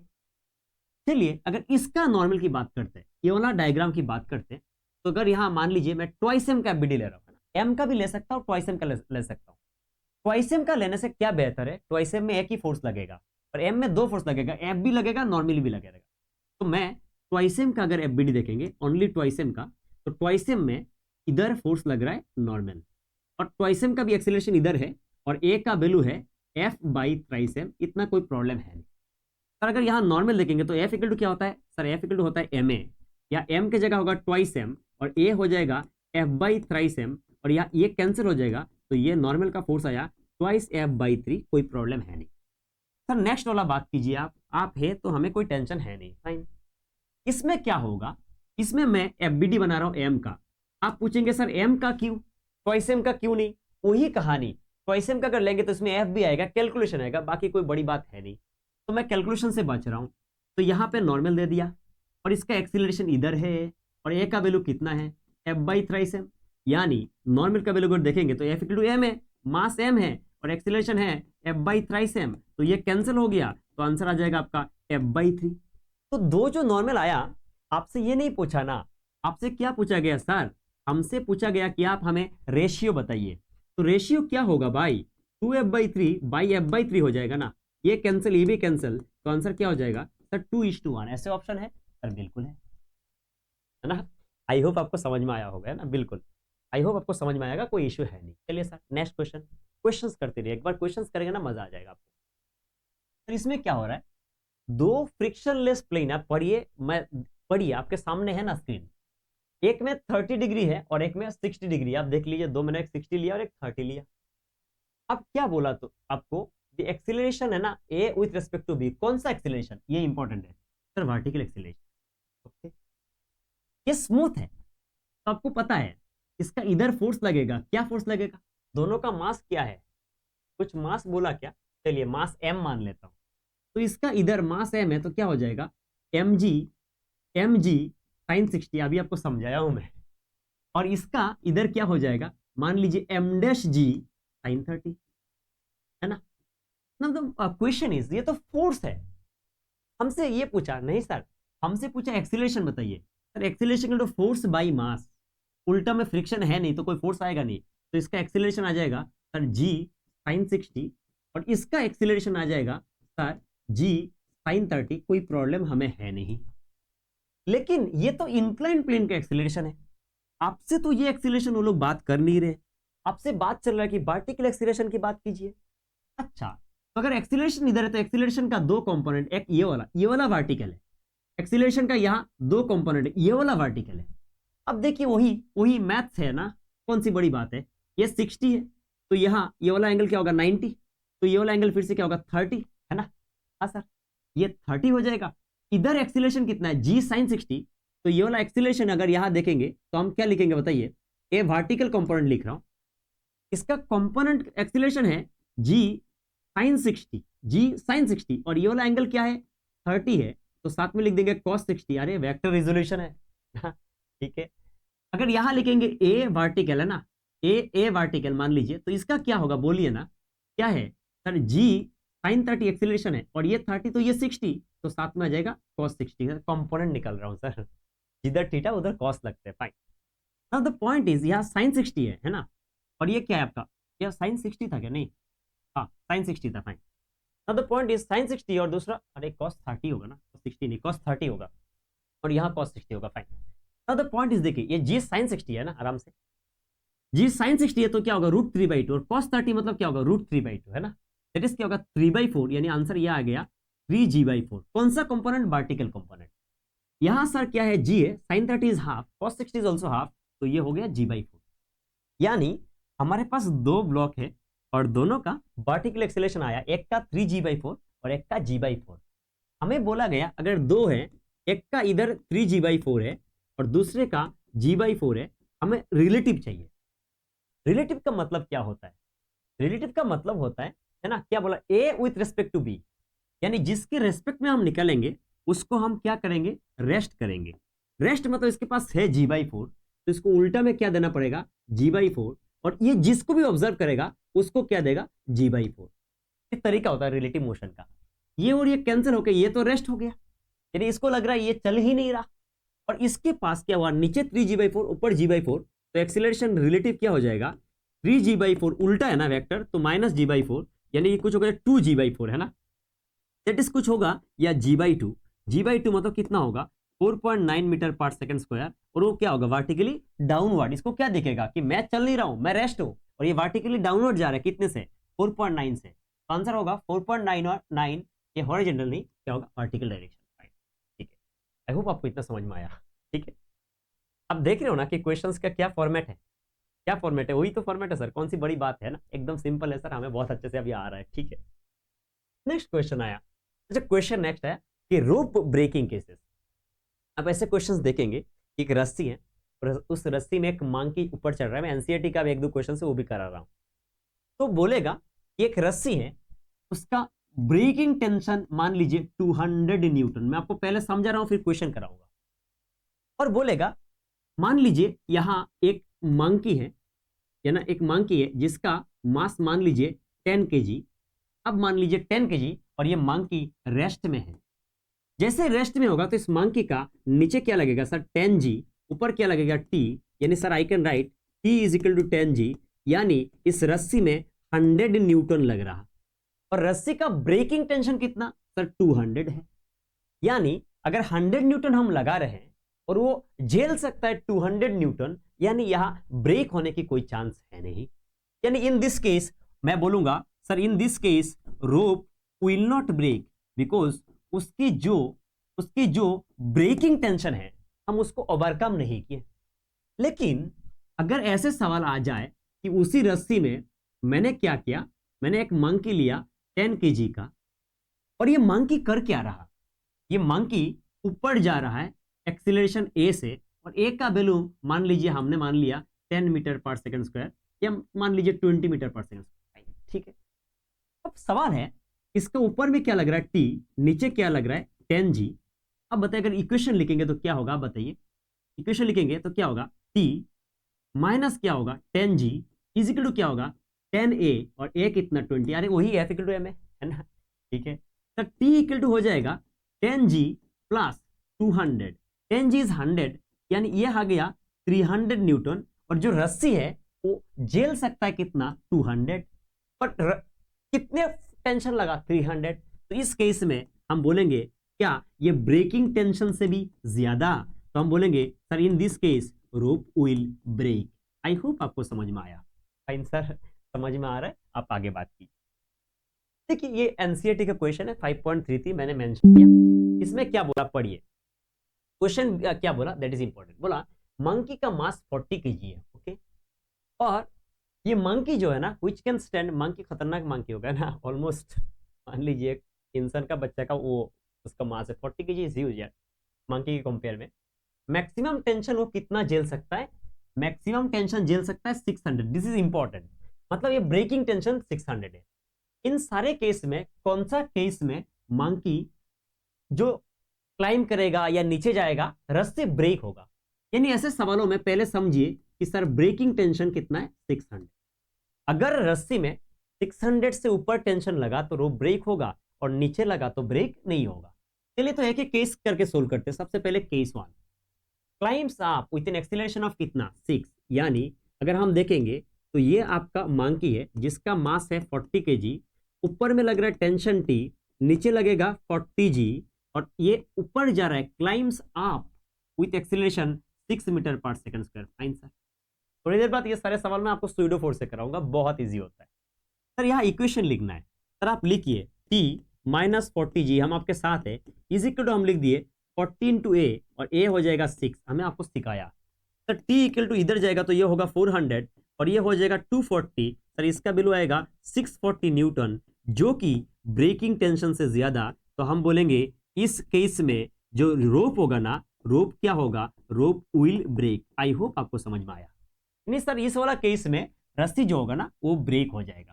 सर केस बी की बात करते हैं, climbs down with an acceleration of 4। Fine, जैसे आप बी की बात करते हैं तो बी के समझिएगा ये 40 kg का मंकी है, और ये नीचे जा रहा है ना। अब नीचे कितने से जा रहा है, सर नीचे जा रहा है 4 मीटर पर सेकंड स्क्वायर से। सर ऊपर टेंशन टी होगा और इसका नीचे होगा 40g। अगर इस बार इक्वेशन लिखेंगे ना सर तो हम लिख सकते हैं 40g minus T is equal to 40 into A, that is है ना। तो टी का वैल्यू हो जाएगा सर 400 माइनस 160, सर जो भी वैल्यू आएगा ये आएगा 240 के न्यूटन, ये ब्रेकिंग टेंशन से तो कम आएगा, यानी हम बोल सकते हैं रोप जो है ना सर, रोप यहाँ ब्रेक नहीं करेगा।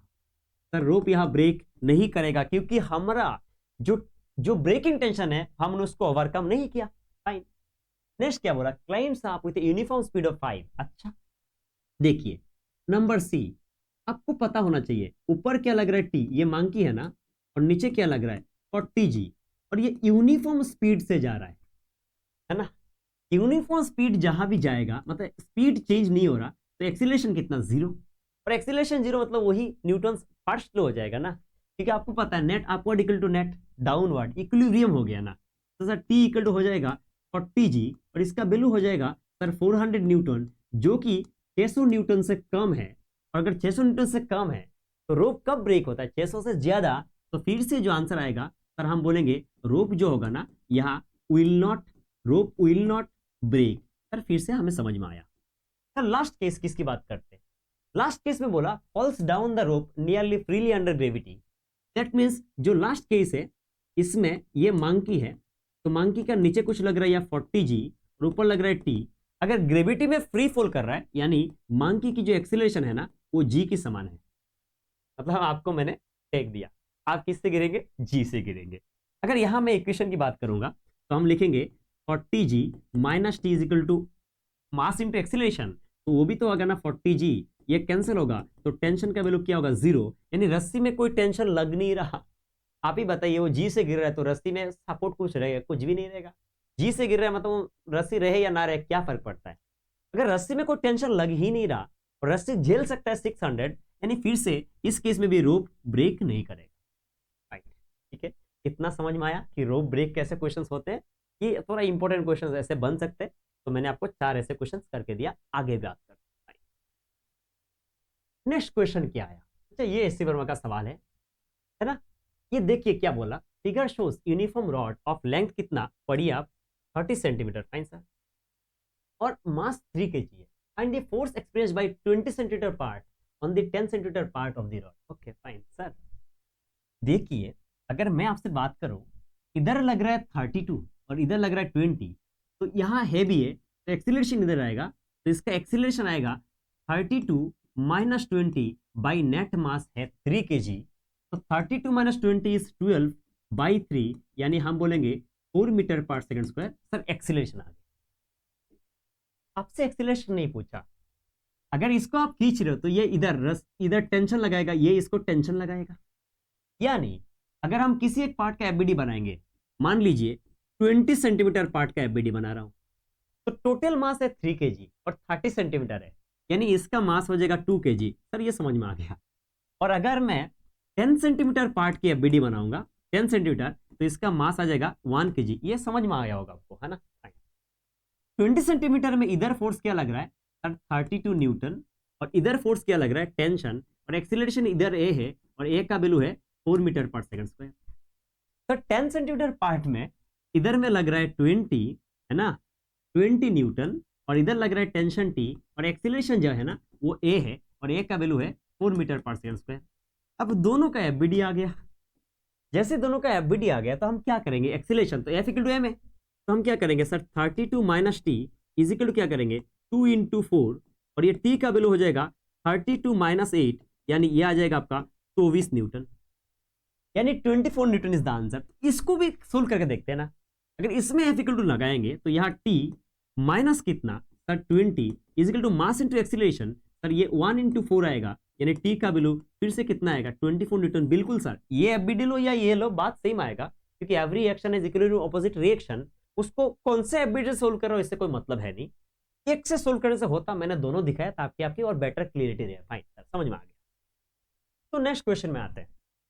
अच्छा, नेक्स्ट क्वेश्चन में क्या आया? Weighing machine. अच्छा, ये एक बहुत बड़ा मतलब कहने की कॉन्फ्यूजन है स्टूडेंट्स के माइंड में। मैं यूजुअली देखा हूँ, जो मेरे ऑफलाइन क्लास की एक्सपीरियंस है उससे मैं आपको बता रहा हूँ। उनको जैसे वेइंग मशीन मिलता है तो they are like sir weighing machine है वो तो एमजी मेजर करता है। नहीं, वेइंग मशीन हमेशा नॉर्मल रिएक्शन को मेजर करता है, इसको समझिए। वेइंग मशीन आपने देखा होगा, वो जो डॉक्टर के पास होता है, आप जाते हो वो बोलते हैं अरे आप उसमें स्टैंड हो जाइए, फिर वो आपकी वेट बता देते हैं, है ना? तो वो एमजी मेजर नहीं करता, वो हर एक सर्कमस्टेंसेस के साथ आपने जो मतलब वेट है ना उसको डिफरेंट डिफरेंट मेजर करेगा। तो यूजुअली मेजर्स नॉर्मल रिएक्शन। अब बोलेंगे कुछ कुछ किताब में इसको बोलते हैं एपारेंट वेट। मैं आपको दिखा रहा हूँ कि क्या है। क्योंकि अगर मान लीजिए मेरे मास एम है तो मेरे एक्चुअल वेट तो एमजी है, तो जैसी अगर मेरे वेइंग मशीन में जाऊंगा तो वो एमजी मेजर करना चाहिए, पर एक्चुअली नॉर्मल मेजर कर रहा है। अगर वो नॉर्मल मेजर कर रहा है इसका मतलब हमेशा एमजी का वैल्यू नहीं आएगा। तो इसका मतलब जो भी वो रीडिंग देगा वो असली रीडिंग नहीं है, वो एपारेंट है। एपारेंट शब्द की मतलब जो दूर से दिखता है वो असली में होता है नहीं, है ना? दूर से दिखा बहुत सुंदर है, पास में आकर पता चला रहे धोखा हो गया हमारे साथ। ठीक है, चलिए मजाक कर रहा था, आप समझिए। अब देखिए, एक मान लीजिए लिफ्ट है। क्यों लिफ्ट लिया? लिफ्ट के सवालों में ये थोड़ा बेटर फील आता है।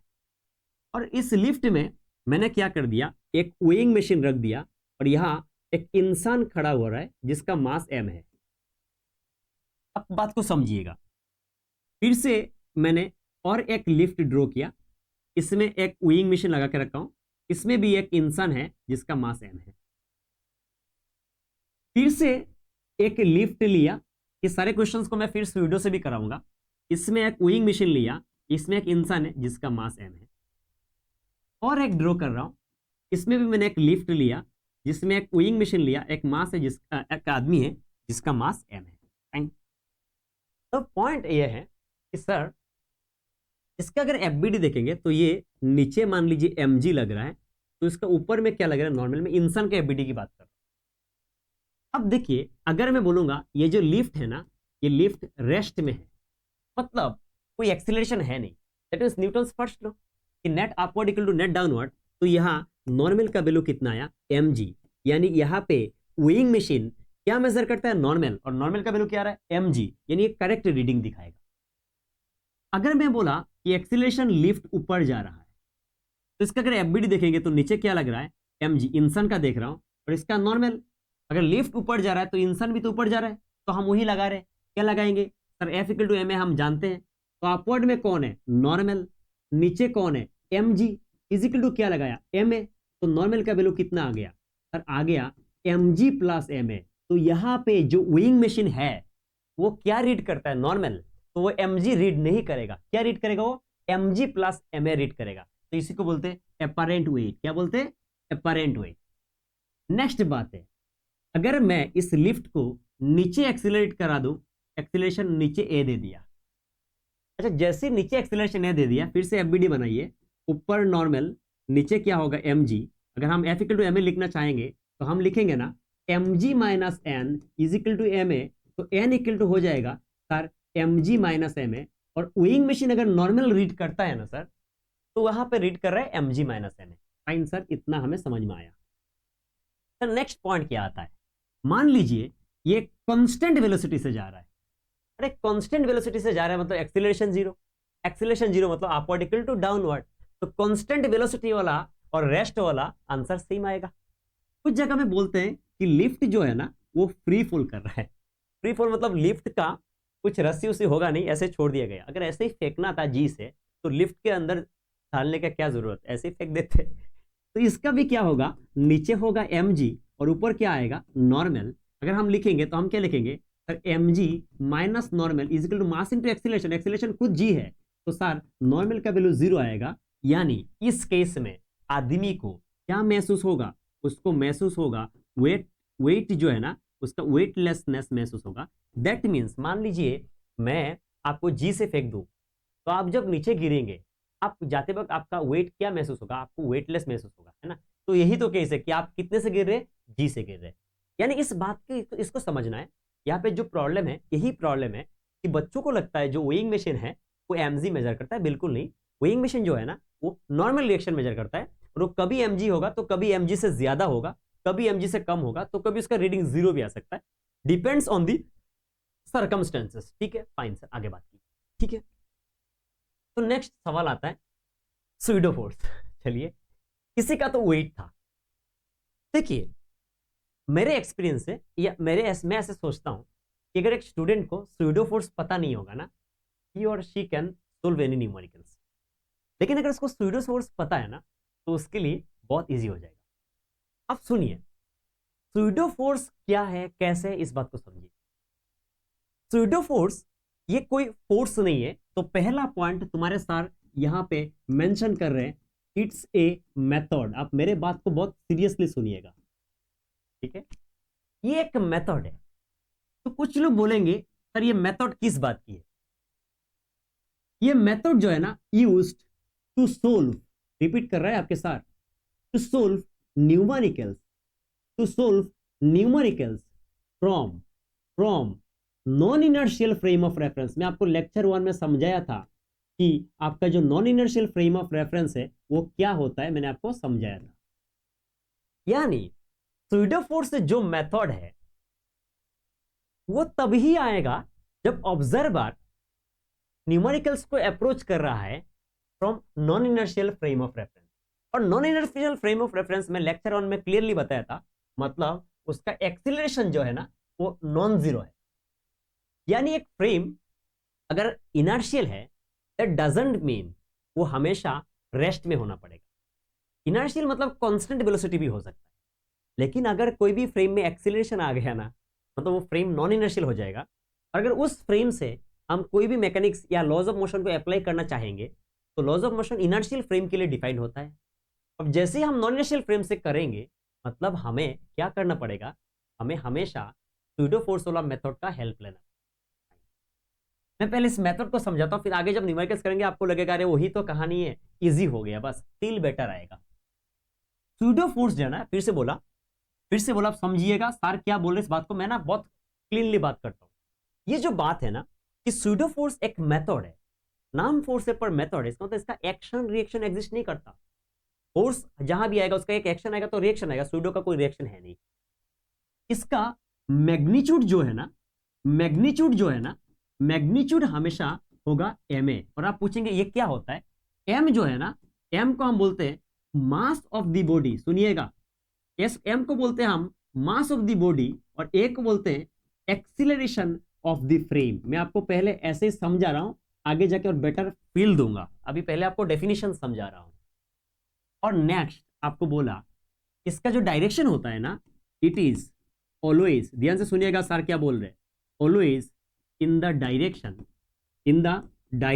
ध्यान से सुनिएगा, इन द डायरेक्शन ऑपोजिट, सुनिएगा, opposite to the acceleration of frame. मतलब सुनिए क्या है, ये मेथड तब ही यूज होगा जब ऑब्जर्वर नॉन इनर्शियल फ्रेम में। सुनिए, सपोज आप एक कार में हो,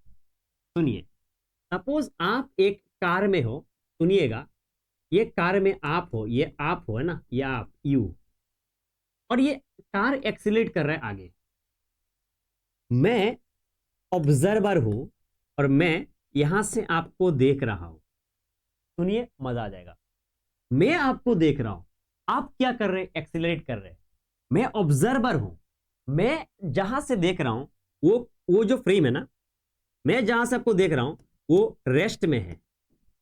दैट मीन्स मैं ऑब्जर्वर हूं, और अगर मैं रेस्ट में हूं दैट मीन्स मैं इनर्शियल फ्रेम में हूं। सुनिएगा, जैसे ही मैं इनर्शियल फ्रेम में हुआ, मैं अगर आपको देख रहा हूं तो कोई प्रॉब्लम नहीं है, हम लगा दे, नॉर्मल न्यूटन्स लॉ लगा सकते हैं।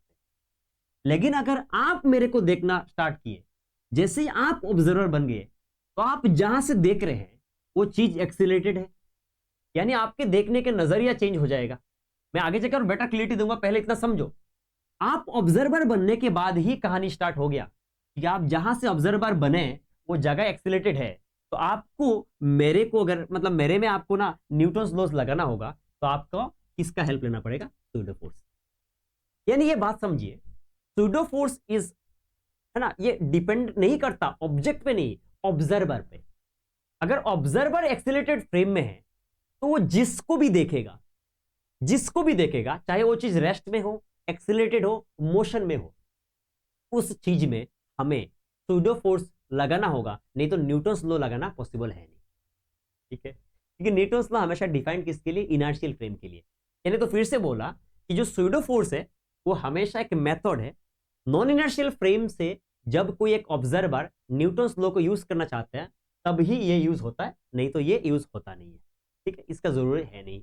अब चलिए आगे बात करता हूं। इसका मैग्नीट्यूड होता है ma, m is mass of the body and a is acceleration of the frame, और इसका डायरेक्शन हमेशा एक्सीलरेशन ऑफ फ्रेम का उल्टा होता है। मैं आपको कुछ क्वेश्चंस करके आपको दिखाऊंगा, मैं इनर्शियल से भी करके दूंगा और नॉन इनर्शियल से भी करके दूंगा। हालांकि अभी तक हम जितना क्वेश्चन में F=ma लगा रहे थे, हमेशा हम जो उसको ऑब्जर्व कर रहे थे हम इनर्शियल से कर रहे थे। जब हम एक्सीलरेटेड फ्रेम से उस चीज को ऑब्जर्व करेंगे तो आंसर वही आना पड़ेगा। हम आपको आगे जाके दिखा रहे हैं। पहले बताओ यहां तक सूडो क्लियर है? सर बिल्कुल क्लियर है, हम आगे बात करते हैं। ठीक है, तो द पॉइंट इज, इसमें एक अच्छा क्वेश्चन है तभी मैं एक क्वेश्चन को लिया हूं। मुझे ये क्वेश्चन बहुत अच्छा लगता है क्योंकि कुछ बच्चों को ना सूडो में यही दिक्कत होता है।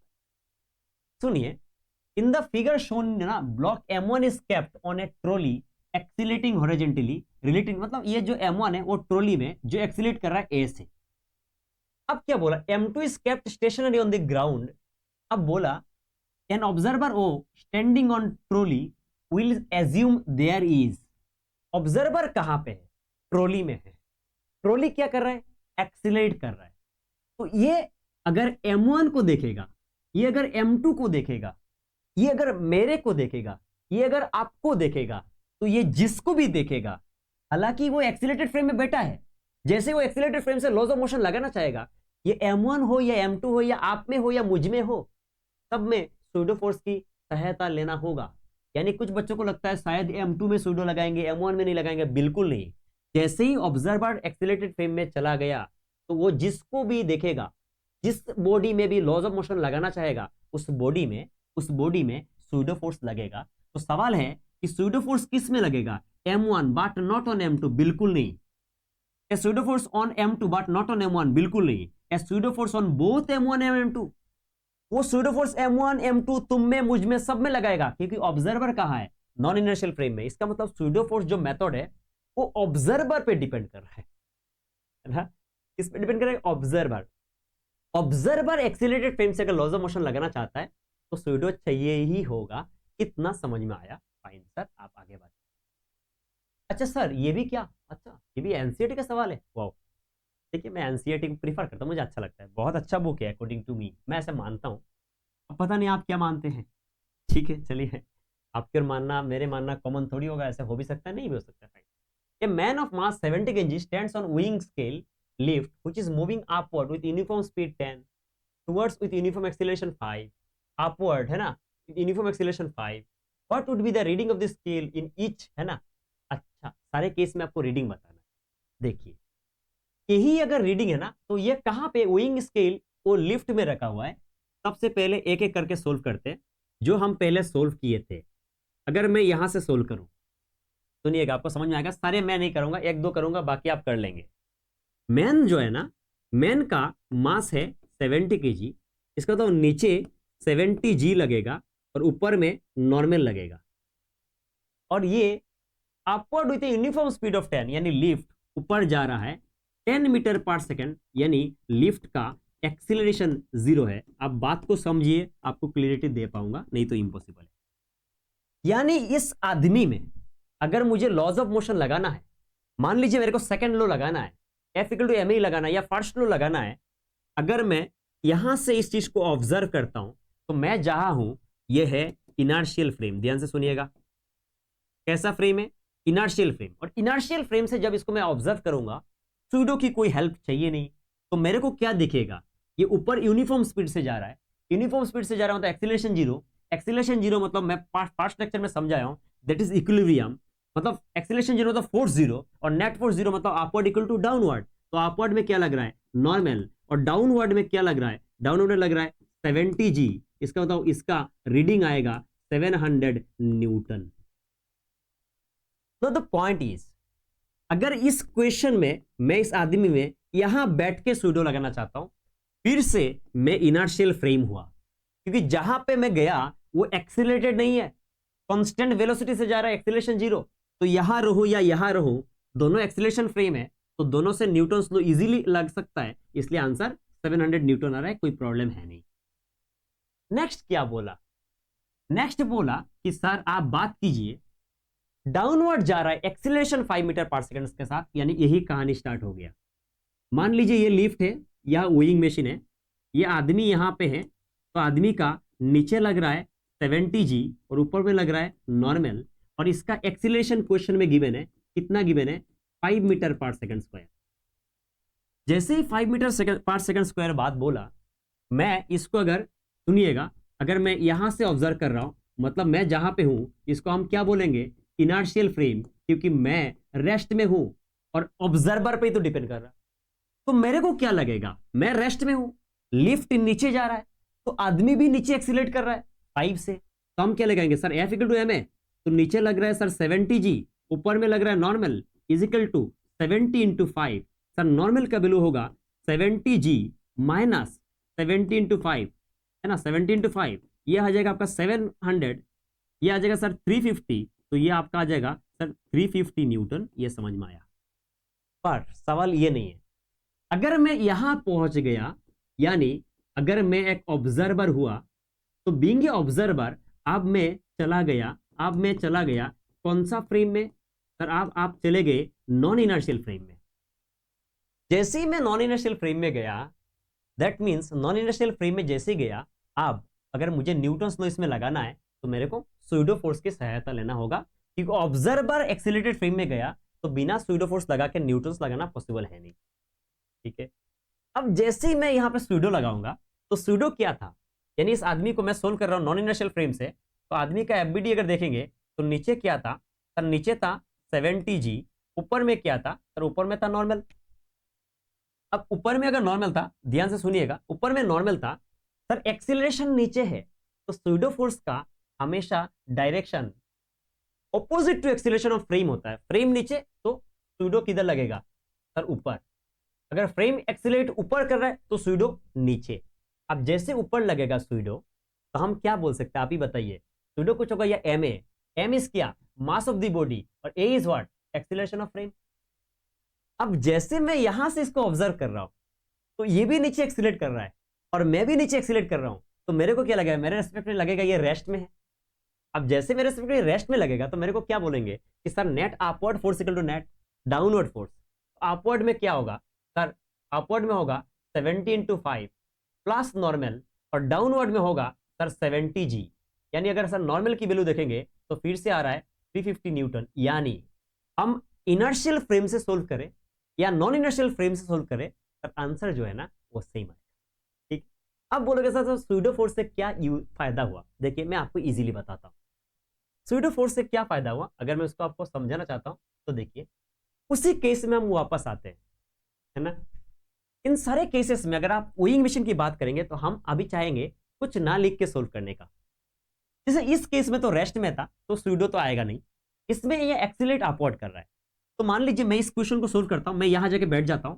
जैसे यहां बैठूंगा तो मेरे को क्या लगेगा, ये रेस्ट में है, मेरे रेस्पेक्ट में सूडो किधर आएगा, ये ऊपर जा रहा है, तो सूडो किधर, नीचे। लिखूंगा नहीं, समझिए। सूडो जैसे ही नीचे आया तो हम क्या बोलेंगे sir, net upward equal to net downward, तो हम क्या बोलेंगे sir, N equal to M G plus M A.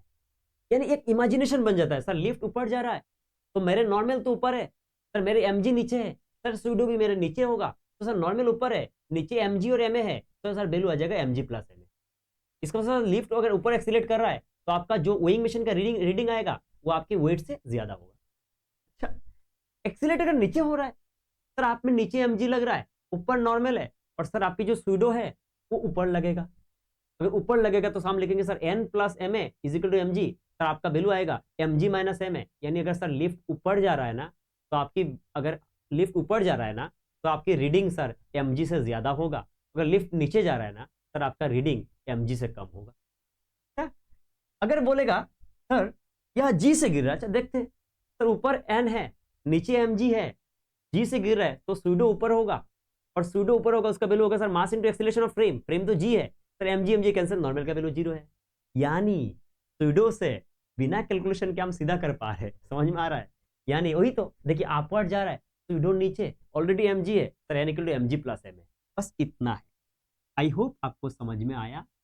तो मैं आपको 2 क्वेश्चन समझाया। तीसरे केस में आपको बता देता हूं, अपवर्ड जा रहा है, एक्सीलरेशन कितने के साथ, 5 के साथ।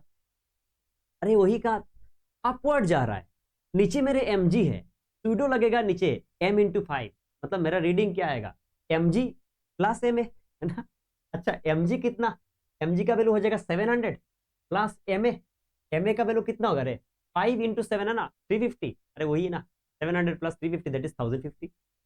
देखिए मैं सीधा कर दिया ना, इसका वैल्यू कितना आ जाएगा सर 1050 न्यूटन। आपको ऐसे करना पड़ेगा। What would be the reading if the lift mechanism failed. अच्छा लिफ्ट मैकेनिज्म फेल हो गया, इसका मतलब सर लिफ्ट जी से गिरेगा। अरे सर लिफ्ट जी से गिरेगा, सूडो ऊपर होगा सर, और उसका बिलो होगा एम जी कैंसिल, सर इसका रीडिंग आ जाएगा 0। सर इतना समझ में आ गया, ठीक। तो सूडो फोर्स के बारे में आपको समझाया, आपको समझ में आया होगा, फाइन।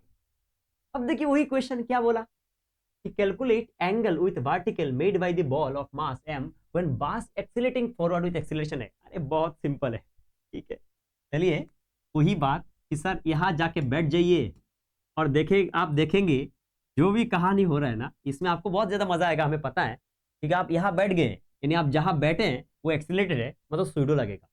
सर सूडो किधर लगता है, एक्सीलरेशन ऑफ फ्रेम का उल्टा लगता है, तो आप लिख दीजिए F इक्वल टू सूडो, है ना, F सूडो, और इसका वैल्यू जो होता है ना sir, mass of the body into acceleration of frame होता है। और ये ब्लॉक का नीचे सर mg लगेगा, यहाँ एंगल तो थीटा होगा, यहाँ टेंशन t होगा, ये थीटा तो सर ये भी थीटा होगा। सर इतना हमें समझ में आया, कोई दिक्कत है नहीं। सर ये लिख देंगे t cos थीटा और ये लिख देंगे t sin थीटा। जैसे ही मैं यहाँ बैठ गया है ना, तो मेरे रेस्पेक्ट में तो ये रेस्ट होगा, और जैसे मेरे रेस्पेक्ट में रेस्ट होगा तो net upward equal to net downward, left equal to net right. यानी हम लिख देंगे t cos theta is equal to क्या हो गया सर mg, और सर दूसरा t sin theta is equal to हो गया ma, यानी आपके पास दो इक्वेशन आया। अगर हम सर 2 डिवाइडेड बाई 1 करेंगे, सब ब्रांडेड सवाल है ना, पेटेंटेड, वही सवाल रिपीट होते हैं। डिवाइड कर दिया तो सर टी टी कैंसिल होगा, ये हो जाएगा टेन थीटा, और यहाँ आ जाएगा आपका ए बाई जी, है ना सर, ए बाई जी। और हमें किसकी वैल्यू निकालना है sir? Calculate the vertical made, है ना, एंगल निकालना है क्या? हाँ सर, एंगल निकालना है। तो सर थीटा का वैल्यू हो जाएगा टेन इनवर्स ए बाई जी। हो सकता है आपके क्वेश्चन में ए का वैल्यू और जी का वैल्यू दिया रहे, ठीक है, उतना ही तो है सर, समझ में आ गया, फाइन। तो सूडो समझ में आया ना? सूडो एक मेथड है, कब? जब हम नॉन इनर्शियल फ्रेम में जाएंगे। नॉन इनर्शियल फ्रेम मतलब एक्सीलरेशन वाला फ्रेम। सूडो किधर लगता है? जिधर फ्रेम का एक्सीलरेशन उल्टा, ठीक है।